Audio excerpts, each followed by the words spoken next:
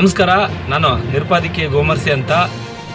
ರಾಯಚೂರು ಜಿಲ್ಲೆಯ ಮಾನ್ವಿ ತಾಲೂಕಿನ ಆರೋಲಿ ಗ್ರಾಮ ಪಂಚಾಯತಿಯ ಹಗರಣಗಳನ್ನು, ಭ್ರಷ್ಟಾಚಾರಗಳನ್ನು ಮತ್ತು ಜನಪರವಾದಂಥ ವಿಚಾರಗಳನ್ನು ಮುಂದಿಟ್ಟುಕೊಂಡು ಮನವಿ ಸಲ್ಲಿಸಿದಂಥ ರಾಮಸ್ವಾಮಿ ಆರೋಲಿ ಮೇಲೆ ನಿನ್ನೆ ದಿನಾಂಕ 11/3/2025 ಮಧ್ಯಾಹ್ನದ ಸುಮಾರಿಗೆ ಗ್ರಾಮ ಪಂಚಾಯತಿ ಅಧ್ಯಕ್ಷ ಸೇರಿದಂತೆ ತಾಲೂಕಾ ಕಾರ್ಯನಿರ್ವಾಹಕ ಅಧಿಕಾರಿಗಳು, ತಾಲೂಕು ಪಂಚಾಯತಿ ಇವರ ಕಚೇರಿಯಲ್ಲಿನೇ ನಮ್ಮ ಕಾರ್ಯಕರ್ತನಿಗೆ, KRS ಪಕ್ಷದ ಕಾರ್ಯಕರ್ತನಿಗೆ ಹಲ್ಲೆ ಮಾಡಿರೋದು ಬಹಳಷ್ಟು ಖಂಡನೀಯ.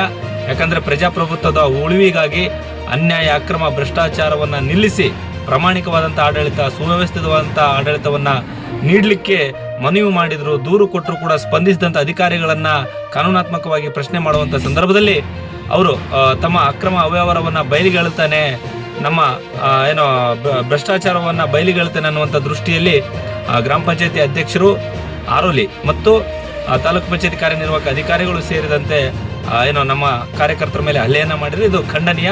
ಜೊತೆಗೆ ಪೊಲೀಸ್ ಇಲಾಖೆಯವರು ನಿನ್ನೆ ರಾತ್ರಿ 10:30 11 ಗಂಟೆ ಆದರೂ ಕೂಡ ದೂರು ದಾಖಲಿಸಲಿಕ್ಕೆ ಹೋದಾಗ ನಮ್ಮ ಕಾರ್ಯಕರ್ತರಿಗೆ ಇಲ್ಲ ಸಲ್ಲದ ಪ್ರಶ್ನೆಗಳನ್ನು ಕೇಳುವಂಥದ್ದು, ಈ ಪ್ರಕರಣವನ್ನು ಯಾಮಾರಿಸುವಂಥದ್ದು ಮತ್ತು ಈ ಪ್ರಕರಣಕ್ಕೆ ನ್ಯಾಯ ಕೊಡಲಿಕ್ಕೆ ವಿಫಲವಾಗುವಂಥದ್ದು ಪೊಲೀಸ್ ಠಾಣೆಯ ಪೊಲೀಸ್ ಇಲಾಖೆಯ ಅಧಿಕಾರಿಗಳು ಕೂಡ ಮಾಡ್ತಾ ಇದ್ದಾರೆ. ಇದು ಇಷ್ಟಕ್ಕೆ ನಿಲ್ಲಬೇಕು.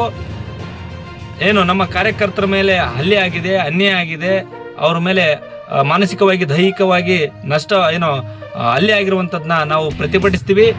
ಕಾನೂನಾತ್ಮಕವಾಗಿ ನಮ್ಮ ಕಾರ್ಯಕರ್ತನಿಗೆ ನ್ಯಾಯ ಕೊಡುವಂಥ ಸ್ಥಾನದಲ್ಲಿರುವಂಥ ಪೊಲೀಸ್ ಇಲಾಖೆ ಅಧಿಕಾರಿಗಳು ನಮ್ಮ ದೂರನ್ನು ಸ್ವೀಕರಿಸಿ ನಮ್ಮ ಕಾರ್ಯಕರ್ತರ ಮೇಲೆ ಹಲ್ಲೆ ಮಾಡಿರ್ತಕ್ಕಂಥ ಅದು ಗ್ರಾಮ ಪಂಚಾಯತಿಯ PDO ಆರೋಲಿ ಗ್ರಾಮ ಪಂಚಾಯತಿ PDOಗಳು ಮತ್ತು ತಾಲೂಕು ಪಂಚಾಯತಿ ಕಾರ್ಯನಿರ್ವಾಹಕರ ಮೇಲೆ ಸೂಕ್ತ ಕಾನೂನು ಕ್ರಮ ಕೈಗೊಳ್ಳಬೇಕಂತ ಈ ಮೂಲಕ ನಾನು ಪ್ರಸ್ತಾಪ ಮಾಡ್ತಾ ಇದ್ದೀನಿ.